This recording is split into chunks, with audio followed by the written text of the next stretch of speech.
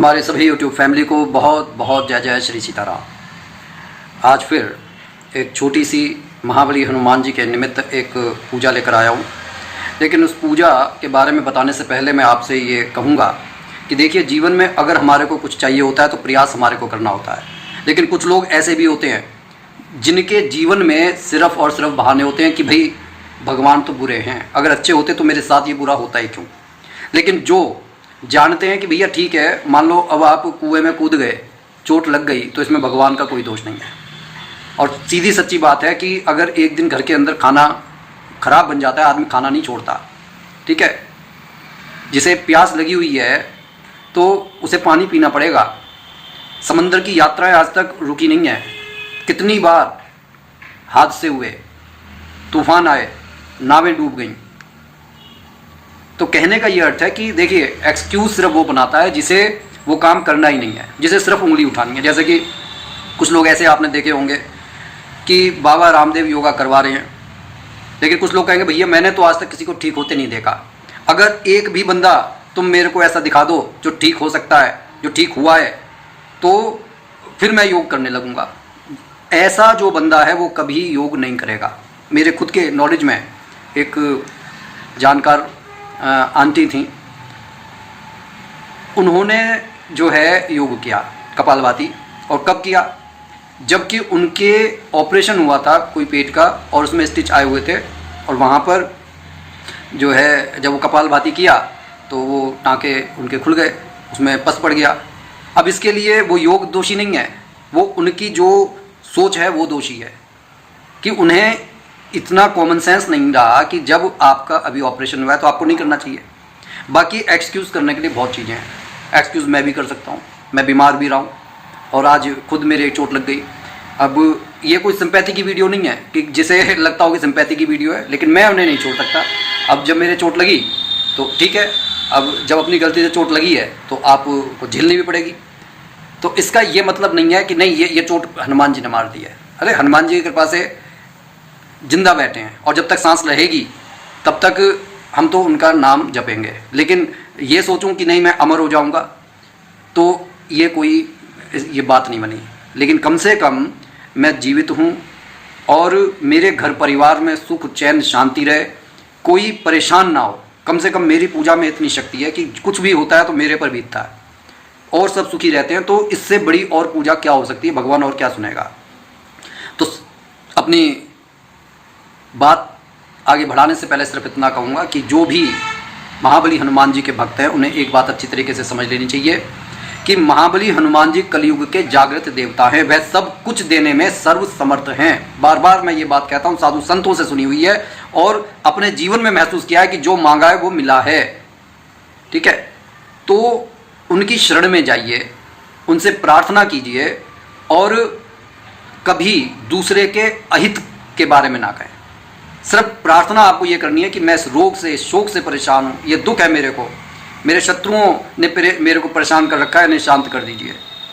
क्योंकि अहित करने के बारे में मेरे को कोई अधिकार नहीं है, ठीक है। पता नहीं मैं अपने कौन से प्रारब्ध भुगत रहा हूँ।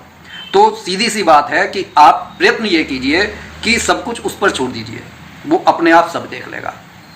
अब ये छोटा सा उपाय आप कभी भी शुक्ल पक्ष से कर सकते हैं। अगर ज़्यादा परेशानी है, कृष्ण पक्ष के किसी भी मंगलवार से आप उपाय को उठा सकते हैं।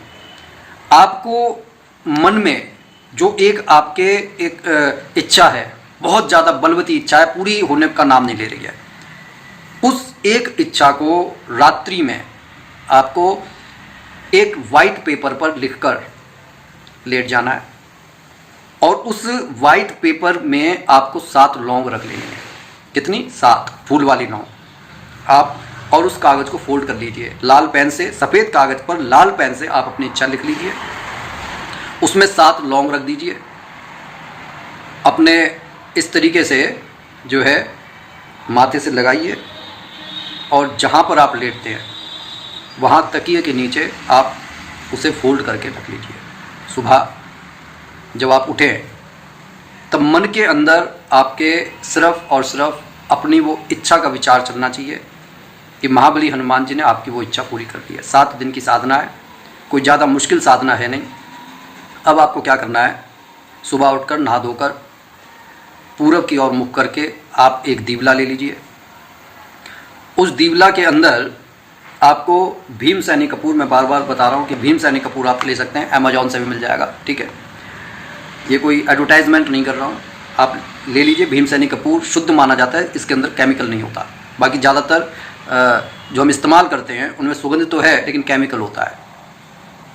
आपको एक दीवले के अंदर जो है सबसे पहले वो जो इच्छा जिस कागज़ पर लिखिए, ज़्यादा बड़ा कागज़ ना हो, छोटा कागज़ पर छोटी इच्छा लिखिए। एक बार में कोशिश कीजिए कि एक ही इच्छा आप लिखें। उसे आपने उस दीवले के अंदर रख देना है। रखने के बाद वो जो 7 लौंग हैं उनको आप अलग रख लें, ज़मीन पर ना रखें, एक थाली में रख लें। और अब आपको क्या करना है, उस कागज़ के ऊपर वो कपूर का एक टुकड़ा रख दीजिए।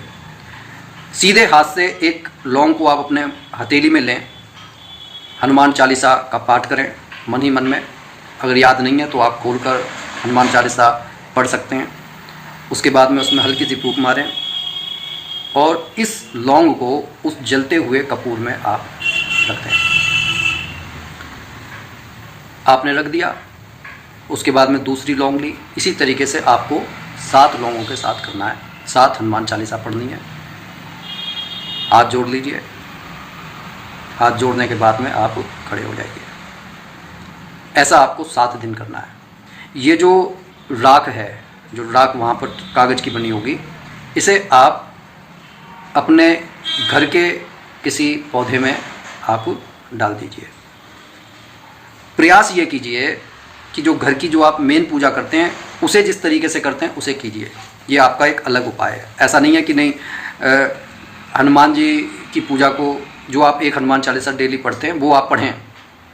वो पढ़ने के बाद में आरती अपनी कर लें। आरती करने के बाद में फिर आप इस उपाय को कर लें। ऐसा नहीं है कि आप जो डेली पूजा करते हैं आपको उसे नहीं छोड़ना है, उसकी नागरनी करनी है। ये एक अलग उपाय है, इसे आपको करना है। इस तरीके से आप देखेंगे कि जो आपकी डिज़ायर है वह आपकी या तो पूरी हो जाएगी 7 दिन में, या फिर कोई उसके अंदर कोई रुकावट है वो हट जाएगी।